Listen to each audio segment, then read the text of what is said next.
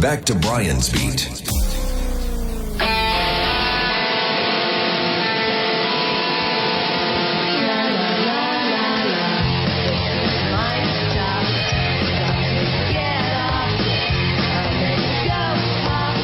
Excuse me. Excuse me.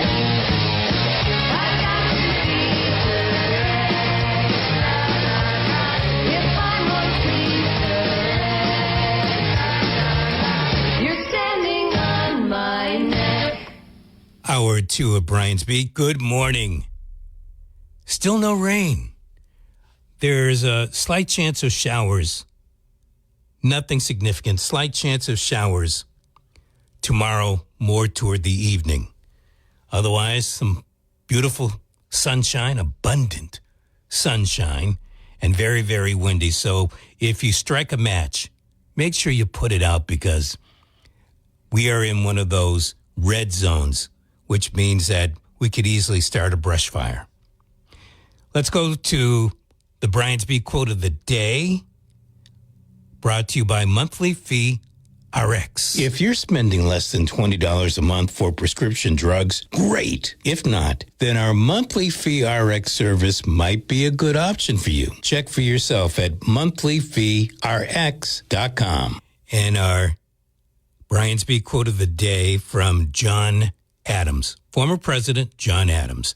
Liberty cannot be preserved without general knowledge among the people. Timely considering the election. Liberty cannot be preserved without general knowledge among the people.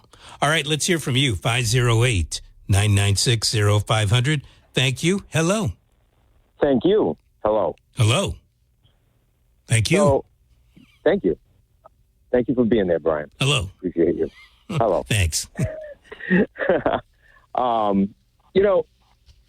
I try to make a very good distinction between two groups within a larger group. And that's Trump voters and MAGA. And what I see MAGA doing, which are your diehard Trump supporters who basically support him based on personality. They are attracted to his brashness. They were attracted and they see themselves in him. And then there's Trump voters. Trump voters are like me, somebody who agrees with the majority of his policies and can find fault in the man, find fault in other policies.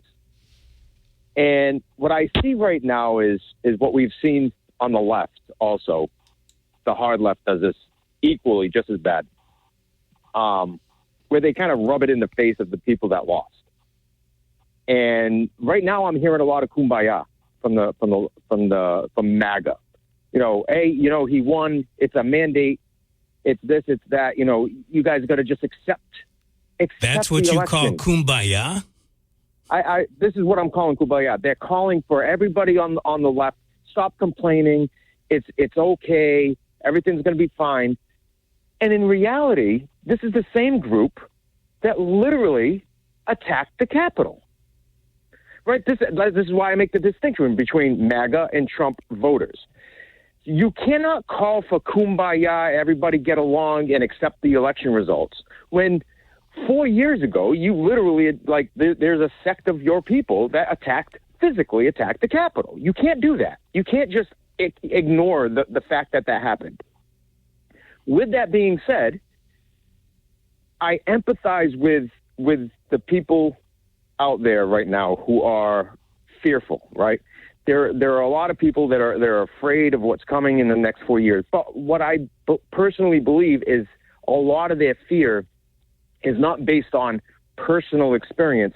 It's based on the story that they were told and pushed by the far left, by the AOCs of the world, by Warren saying that Trump is going to be Hitler.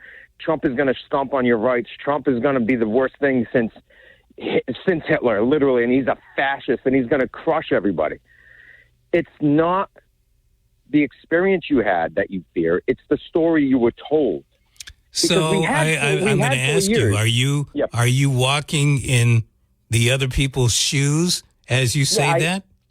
Correct. I'm empathizing with them, right? So I understand their fear because they were told for You understand years. the fear. Have you lived the fear? Because that's what empathy is. You can sympathize. No. Well, maybe I have the definition wrong, but my interpretation of empathy is I understand where your fear is coming from. You understand through living it. Well, I thought that was sympathy. Regardless, that is sympathy. No. Right. So sympathy, is I lived it. No. Empathy is that you've lived the experience. Okay, so then I sympathize. Regardless of the terminology, I understand where their fear is derived from. And I think that their fear is derived from the narrative that they were told by left politicians and promoted by the media and not by actual personal experience for the most part. You know, we saw 4 years of Trump and it wasn't a fascist government. Now, with that being said, if Trump were to start stomping on rights and you feel very oppressed, our founders put in a system that you can actually stop anything from happening in 2 years. It's not a full 4-year term for Donald Trump if he starts going off the deep end. You can literally stop him by putting in a Democratic Senate and Democratic House. Very simple. Just stop everything right there. It's not going to be that bad. I voted for Donald Trump. I voted for Donald Trump because I believe his policies were significantly better than the left's policies. And what I hear now, and kind of leading into what you were talking about before, which is with Seth Moulton, how you want to lead into this, is the far left is so focused on social issues, where most Americans are focused on economic issues, and that's where the Democratic Party fell short. I'm gonna come back to what I said earlier. I understand what you're saying. Yep. I'm not sure all Americans are indeed focused the way that you just stated. And I'm going to just bring it on home for a second. Go ahead. Kamala Harris got 60.7% of the vote compared to Trump getting 36 and change. Wait a minute. What? Here in the Commonwealth. Okay, in the Commonwealth. Right, okay. My fault. It was a landslide for Harris here in Massachusetts and probably throughout all of New England. I can't speak for Maine, but for the other 5 states, it was blue right away. And I bring this up because of the fact that people voted for Donald Trump for a variety of reasons. You have stated why you did it, right. But I think the big thing that looms out there is how quick that change came over in the summer, and they had seen what Joe Biden had been doing before. Let's not forget that we're spending a lot of money in Ukraine and also in the Middle East right now. So there are a variety of reasons. My guess, humble guess, is that you're going to see the Democrats try to keep to the same road, and what they're going to try to do is they're going to try to gobble up that Green Party, because that's the direction that they go, and that's what they want to try to do with the country. And I think, it's sad reality because it's not my direction, but I think if they had stuck to that particular program, instead of going off trying to fight wars all over the place, they might have done better. I'm not trying to say that she would have won or Biden would have won or any other Democrat would have won, but I think they would have done hell better than what they did on Tuesday. Sure. Now you also have to look at the rate of rise of Trump support, of the Trump voter in Massachusetts. It was the second highest increase in Trump support other than Florida. And that was per the New York Times. Like how many? Yeah, how much? There's no doubt about it. Especially in Acushnet. Yes, and Dartmouth, Trump almost flipped Dartmouth by 31 votes. Harris only won Dartmouth by 31. No. I understand that. Where historically Biden won by hundreds hundreds of votes. It was a difference of 5 to 10%. 2020 was a different election than 2024. Trump was more, not that he was really an underdog, but he was more of an underdog than he was in 2020, because in 2020, he had to run on his particular record, and people didn't like what he was doing at that time. So we'll see what happens in 2028. I do appreciate the call. Let me continue here on WBSM. Good morning. Hey, good morning, Brian. Good morning, Brian. How you doing? I'm winging. Ready to bundle up? It's going to get chillier. Look, it's probably going to be chilly for the next 4 years, but who knows? You going to wear a winter hat? Nope, going to wear my cap. All right.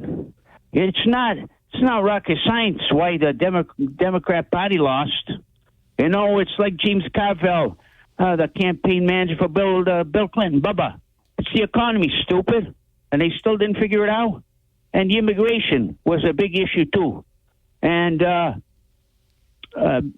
Bloomberg had a one-on-one with Kamala Harris to see, to size her up and see, what she's all about.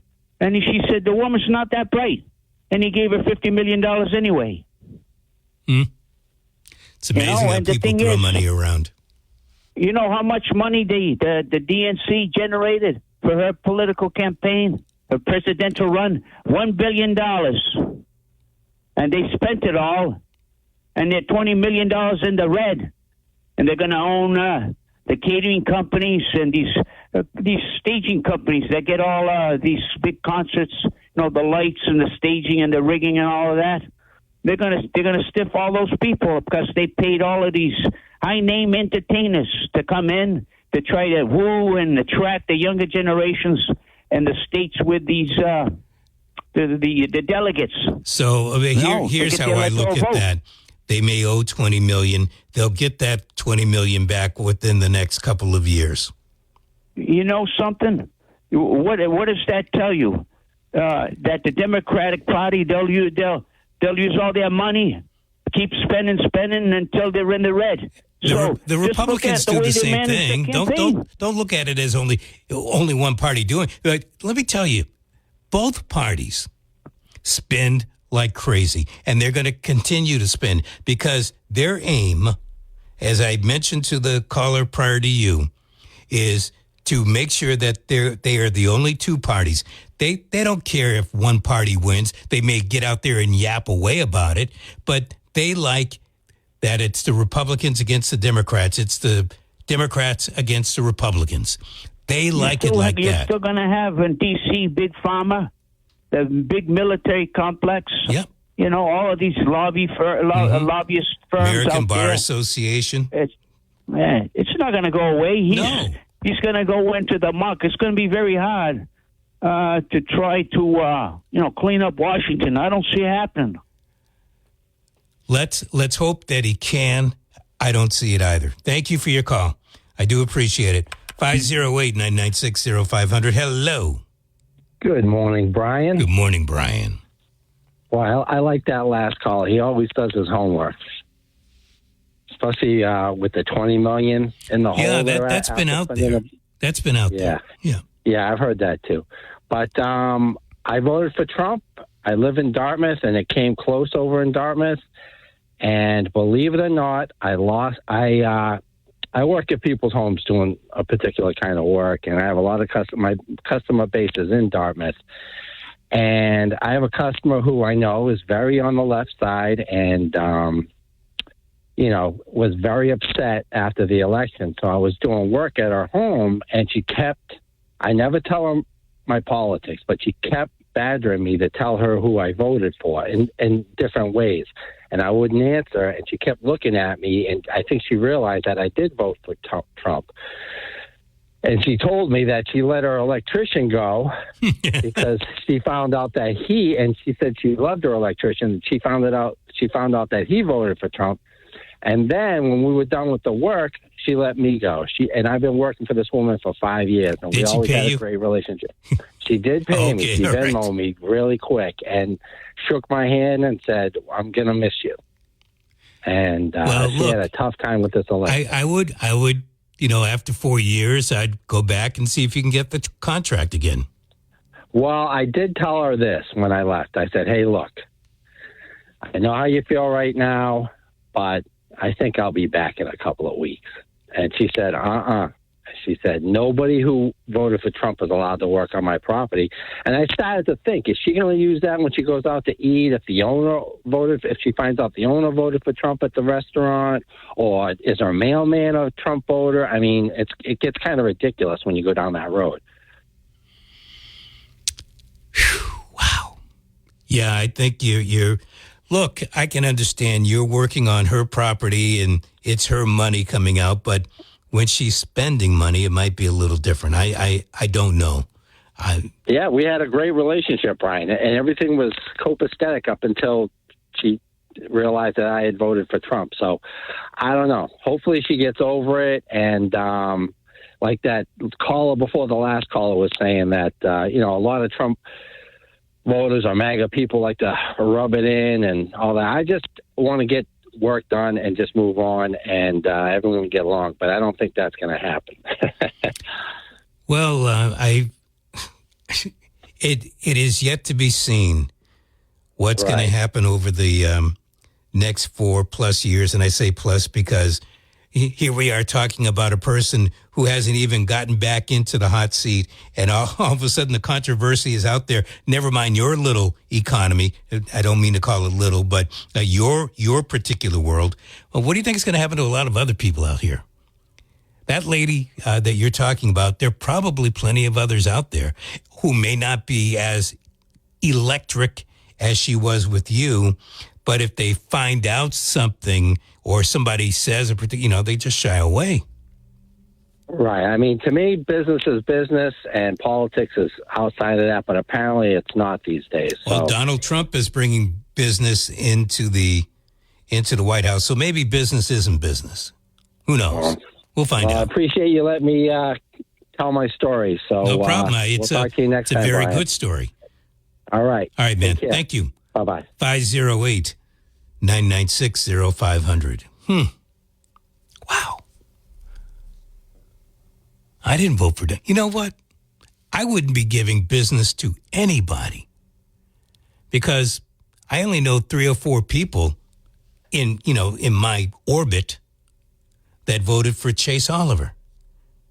Whew. Can you imagine me call these elections? Wow. I wouldn't have anybody working on my house. I wouldn't be able to go to any restaurants. I wouldn't be able to go to any store. Sure. Yeah, our special feature here happens to be the WBSM app chat. And Oak Bluff says, Brian, I too caution the caller not to confuse the racism issue that we brought up before. Look, it's easy, when you hear maybe a third of the people of color voted for Trump.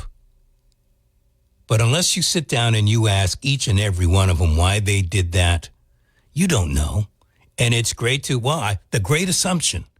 We're all out there. We're all good assumers. We're all great Monday morning quarterbacks. Let's get back to your calls. 508-996-0500. Hello. Hello. Hello. I'm a part-time caregiver to an elderly gentleman, and he admitted to me 2 nights ago was the first night he slept soundly because of the politics. It just rankled him. I never realized it. But what I'm concerned about is Kamala's budget. She had $1 billion, and I heard that she gave $1 million to Oprah to interview her. I thought it would be reversed. I thought Oprah would pay her to sit down and have an interview. So think about it for a second. That's using your campaign money wisely. I don't know how well it panned out for her, but wisely, you're paying for a political advertisement with Oprah. Yes, but it didn't fare well either. No, well, but you know what? We don't know that for sure. And the reason why I say that, it may have actually brought more votes in than she would have gotten otherwise. We just don't know. Well, all of those Hollywood people that made a lot of money, to me, I find it unfair. They got big bucks, and they prey upon the small donor to give the money, and they take it. all that money was probably given to friends. It really didn't go to really help Kamala. She just made a lot of friends. I'm upset about that. So you're thinking that the money was used to make friends? No, she gave it to her friends. She gave it all to the bigwigs. I would like to see an accounting how much people got to perform. I thought it was volunteers, that they did it out of the goodness of their hearts to help Kamala. Oh, I see what you're saying. So if you are part of the band that played at the convention? People like Katy Perry, all the major stars made big bucks. You're right. You're going to get, worst case scenario, you're going to get the union scale. Hell, I would take the union scale too. Right, but I think Hollywood, they're all upset now because they went one way. You can't put all your eggs in one basket. You got to be realistic too. Listen to what people need in the United States. We don't need Katy Perry getting more money. I hear what you're saying, but that's just not the way the game goes. I know. I think you're right. It shouldn't be like that, but that is the game, and that's what happens. Hey, what do you think? $1 billion and I guess we should say $1.020 billion. It goes for a lot of PR. Yeah, but it didn't look like it panned out. I didn't watch any of those concerts. You may not have, but many people did. Yeah, if you're young and you knew those people and you were in that day and age. I mean, if they showed people from the 50s, the 60s, the 70s that I liked, maybe I would watch. But it wouldn't change my vote. You know what? I don't know how it goes as far as swaying votes, except for people like myself who are in the industry. We really, most people don't watch a convention because they're trying to decide which way to vote. They watch the Republican convention because they seem to be siding in that direction. They watch the Democratic convention because they seem to be siding in that direction. Yeah, well, then you've got your junkies. Oh yeah, that's the game. You hit it. That is the game. You raise a lot of money. Look, the libertarians, we do the same thing, not on the grand scale that the Republicans and Democrats do, but we raise money and then we turn around. We got to spend that money. Yes, and she had a lot of money. She even had Biden's money. Yeah, That's why they put her in, because she couldn't get that money. Well, she's the only one. The other people couldn't. Mm-hmm. So it's all, I don't know. Now the world has gone you crazy. take all of that, and people know what a lot of those folks that gave the $250 at the beginning, $250 million at the beginning, when they realized it wasn't going to Uncle Joe. Don't you think a few of them said no, and they weren't going to go down the Harris Strip there? It's a strange event that happened. She had a little time to try to go, get together and be a different party than Biden or be the same as Biden. But the thing was, she says, I only had 130 days or whatever. But a lot of it, she did not. She hid. She was hiding for about 6 weeks. So then she goes, I didn't have enough time. People didn't know me. I think we knew her. Gotcha. Good point. 508-996-05. People didn't know me. Well, if that's the line she's going to use, people aren't going to want to get to know you. By the way,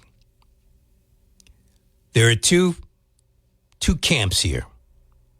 Kamala Harris goes back and licks her wounds and comes back fighting, or Kamala Harris is a fait accompli. No more. And I believe this. The first female president of the United States is not going to come from the Democratic Party. That's just my hunch. They've had two out there. One probably could have won if she really campaigned, but she didn't.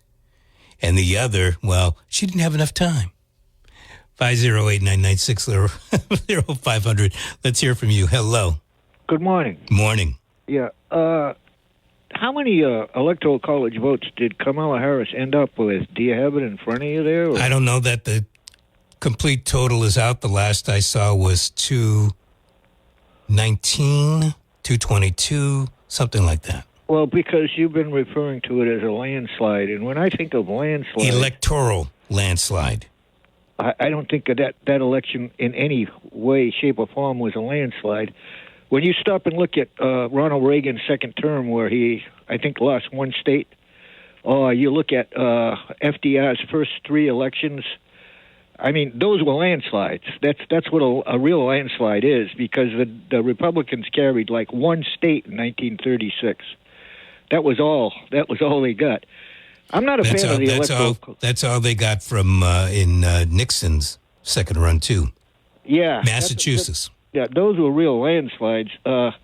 Somebody who gets even 10 states, I don't think you can. You know, there's some opposition there. I know FDR in his last term, there was more opposition, although he got elected. But of course, that's because so many body bags were coming back from World War II. Eventually, people started getting weary of it. But you know, that's a different situation than. That's an extraordinary situation that was going on in the world, but you know, I'm not a supporter of the Electoral College. I've been against it since the 70s. I've always why? What has it done wrong?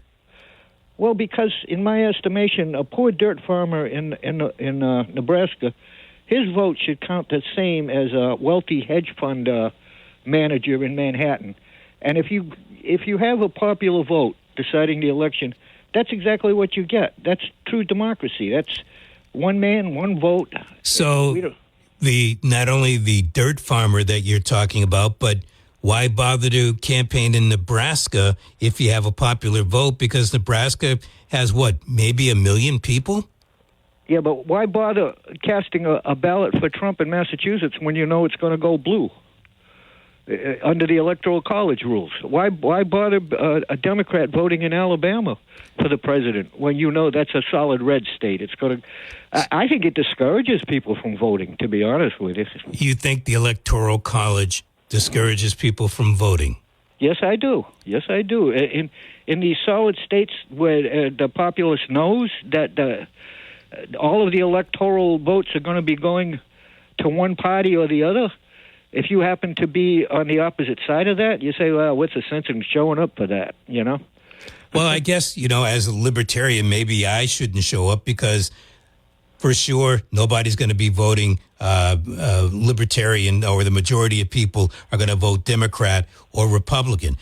I would also tell you that if you look at what happened here in the Commonwealth, you had a lot more people voting for Donald Trump this time around than you did in the previous election. So maybe there is going to be a changeover. This state has produced many Republican governors. The legislature hasn't really changed. But if you don't get out there and vote, how do you know? A state like Nebraska has been red for the longest time, and it stayed red. But that Electoral College vote could be the difference somewhere down the road. You just never know unless you show up at the polls. Yeah, but what is wrong with the popular vote, in your estimation? What is wrong with deciding it decides the senators, it decides the House of Representatives, the popular vote. But those are in-state votes. Well, yeah, they're in-state, but still, each vote counts. That's right. Each vote counts in-state. You have different popular. If I explained this to somebody the other day, if you had a popular vote, then you would just go to the most popular states, the New Yorks, the Californias, the Ohios, the Michigans, the Floridas, the Texases, because you wouldn't need to go to all the smaller states, the smaller as in population states. You would hardly give them a glance because you'd be fighting for all the big votes. Yeah, but the politicians are doing that now. They don't. The Democrats didn't have to come to Massachusetts. Donald Trump didn't have to go to Alabama. But the Democrats did come here, and yes, he did go there. Yeah, I'm sure he didn't spend as much time there as he did in Pennsylvania. Well, but he spent time in North Carolina. They go to as many states as possible. They have an agenda, and that's what they try to do. Yeah, you're not going to convince me that the Electoral College is obsolete. In my opinion, it should. What you're not convincing me is that there's something wrong with the Electoral College. I tried to make that point. But you didn't. In your estimation. Well, yeah, I my guess we're not is going to agree in a on lot it. of people's estimation. I don't And you're think, not the only person that thinks that it should be a popular vote. But the people that I find that really want it to be a popular vote, they pretty much side on the Democratic side of the fence. I think the folks, when they decided to put an electoral college in, they did it for a multitude of reasons. One was to make sure that candidates went to all the states, as few states as there were at that particular time. Now, I mean, here's one. How many candidates went up to Alaska? How many candidates went out to Hawaii? Yet those states have electoral college votes. 508-996-0500 is how you get on to Le Program today. Let's hear from you. Hello. What's up, Brian? Hey. Hey, man, the Electoral College, right? Like that last gentleman was saying, the popular vote is in your state. The President of the United States of America is the only political office where the whole country votes for. Correct. I can't vote for the senator of your state. You can't vote for the senator of my state. But we can both vote for president, the only office that's possible. And we live in the United States, 50 states. Like you said, I think the Electoral College is a better representation considering the whole country votes for that one office. And that's right. It may not be the best, privilege. but, it hasn't, it's not broken. Yes, I At agree. best, it's not broken. Well, the country's broken. Yes. The country right now is broken. And a few things, man, if I could. I think we're currently living in... You ever see the movie Idiocracy? Doesn't sound familiar to me. It's about a dumbed-down America that gets wicked easily manipulated. It's in the future. And just one example, the House of Representatives in the future is called the House of Representing. and Donald Trump made a comment. I mean, I voted for the guy 3 times. But when you have a president right before the election commenting about a dead golfer's massive private parts, it kind of lets me know we are living in idiocracy. There you go. You know, the Boston Garden, the Gillette Stadium, it's all cashless stuff. You can't use cash at the Boston, at the TD Garden anymore. And tickets now, if you want to go buy tickets to a concert, there's no more paper tickets anymore. It's all, they send it It's to on your your email. phone. Yeah. It's on your phone. Mm-hmm. And I think that's to soften people up one day for this cashless society. I think that's already coming. happened, man. It's already happened. Because our money we have massive debt tied to our money system, and that's just going to continue. And they might offer that to us, maybe combining the money systems of Canada, Mexico, and the U.S. into a digital. And that's how they very subtly bring you into it, is by doing things like that. I can't go to a concert at the TD Garden if I don't have my remote control cell phone. There's no more paper tickets. There's no more Ticketmaster outlets. And this is the world that we're heading into. And for all the people that don't think that, Franklin Roosevelt once said, he's quoted as saying, if anything happens in politics, it's not by accident. If it happens, you can bet it was planned that way. Biden, I think, 81 million votes. I don't know where those 81 million votes came from. When no presidential candidate ever has gotten that many votes. Trump gets the most votes ever to kick him out, and we as a populace bring him back in. I think we're all living under a matrix, man. And it's quite possible that Trump was, hey, Trump, you're going to be president twice, but it's going to be separated. Your presidency will be separated. That way your agenda can't go all the way through. Your agenda will start, and then a party will come in and screw everything up so bad. So in your second term, you're going to have to adjust to a lot of things. And I think many of the things that he said he was going to do, he's not going to do because the world is going to burn, and we're going to get thrown chaos after chaos after chaos. I don't know that I want to spell it out quite the way that you just did, but I think that this 4-year period, if it goes a complete 4-year period, is definitely going to be different.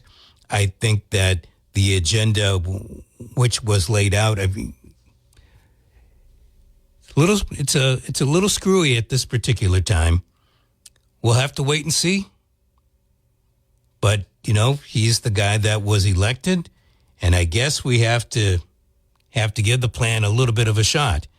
I think Maura Healey's got a plan that says, no, you're not going to use the state police, but I think she's sitting pretty well with this, and I'll tell you why. Because of the fact that if the courts rule that she's wrong, well, she can say, well, she tried. Won't be too much skin. And by the way, if the courts are ruling, they're still ruling with House money, or should I say our tax dollars. If the courts rule in her favor, well, she says, look, I told you so. Now, she can also turn around and say, well, I'm blaming the federal government for not doing something about it, but she didn't think that Donald Trump's approach was the correct approach. So she's in I guess we can say she's in a no-win, no-lose situation with this. But I think at this particular time, the ball is in her court until it gets into court. Whew. Try saying that fast 5 times. Welcome back. 508-996-0500. Ken is in the house. My guess, no, he's not going to talk about the election because, quite frankly, he doesn't want to talk about the election. Hello.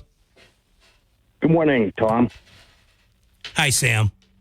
This is Tom. Is this Brian? This is Brian Thomas. How about that? Okay. I was figured you'd say, if I said good morning, Brian, I know what you'd say. So I yeah, but if you say good morning, Tom, I'm not used to saying good morning, Tom. I'm not. Yeah. Well, okay. So I understand how that works. You keep it familiar by allowing the phrase to repeat, both by the caller and the host. Just call me a phraseologist. And a guy coming back into the radio station with his own ad inventory. That's pretty impressive. How did you know? Well, you can. I mean, there's other guys that have some, but you have. Well, listen, you're the pro. You come with credentials. Anyway, Brian, just to some of the callers that lament the popular vote and the electoral college, everybody remember we're a constitutional republic and under a federalist system. So the states have to get their power regionally. That was the agreement that got the Constitution passed. One thing that might ease people's concerns is if we had proportioned electors within each state. And then you'd see California wouldn't be all red. Massachusetts might be all blue. I don't know. Maybe Keating's district might have gone for Trump. I'm not sure. I haven't seen all those numbers, but Keating's district primarily went for Harris. All of the Cape went for Harris. Yeah. Did I see that? I mean, it wouldn't count under my scenario, but I think did Plymouth County go for Harris? Yes, I believe it did, except for maybe the Middleborough area. Yeah. Well, anyway, but Massachusetts might not change, but that certainly California would not be all blue. Washington State wouldn't. Pennsylvania wouldn't be all red. Florida wouldn't be all red, and you'd get some more direct representation that way. However, if you look at the Congress, it would have been close, but the number of states would have tipped towards Trump and the electors that ultimately get awarded. If you proportion out the electors.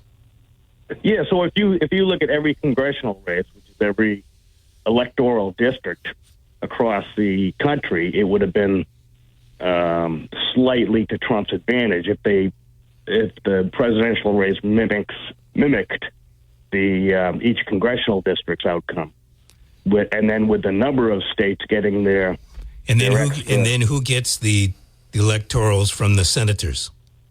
Well, yeah, so the extra 2 would go to each state. That would maintain the state's regional integrity. And if you look at it, well, wait a minute. What happens in a state where, right now Massachusetts is 11, but what happens if we were nine congressmen, women, and 2 senators? 11. Oh, yeah, okay. Yeah.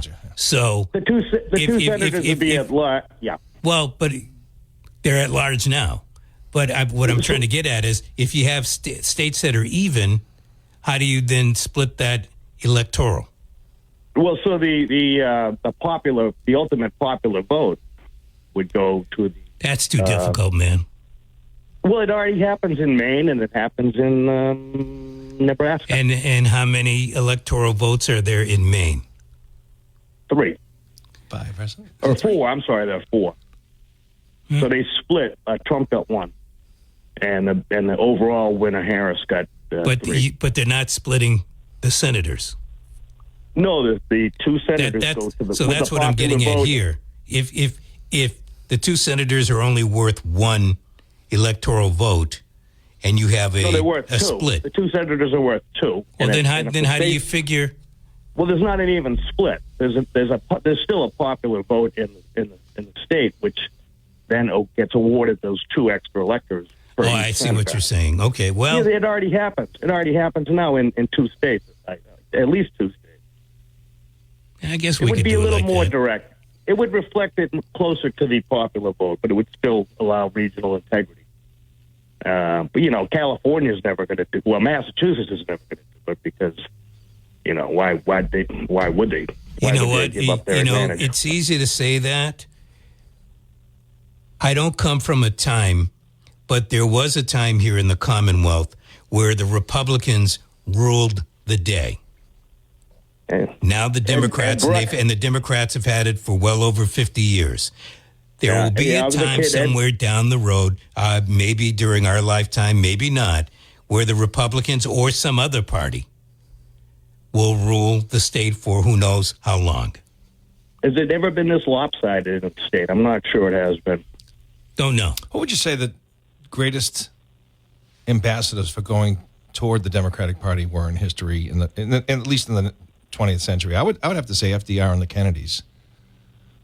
Oh, greatest ambassadors for what? For unenrolling and re-enrolling to the Democratic Party. Getting out of independent or Republican. I think those 2 are responsible for the great switch. See, I can't speak for Roosevelt because blacks were having a hard time back in those days, and they were pretty much registered Republicans. But they saw him as the working. I would say class that president. Johnson, really, Lyndon Johnson, more so. Oh yeah, with the new, not the New Deal, but the Great Society. What was that called? Great Society and the Civil Rights Acts and stuff like that. He needed the Republicans to pass it. A lot of Democrats weren't willing to do it. But that's there. But you're talking about getting people to get out and vote. Yeah, I just think when I think of the things that inspire people to be Democrats, I still think it's Kennedy, John F. Kennedy. I still think FDR has a lot to do with it. Yeah. So when we think about Kennedy, then we have to go back to the 1950s when he was. Well, actually, I guess he was elected in the Congress in the 40s, but in the 50s when he was a senator. Yeah. But one interesting thing, caller, because I can tell you'd be interested in this. Massachusetts. This was the biggest shock to me in everything. Massachusetts was the second highest state percentage-wise to correct from 2020 toward Trump at 10.8%. Only Florida outpaced the transition toward Trump. And then Massachusetts, out of the 50 states, was the second highest.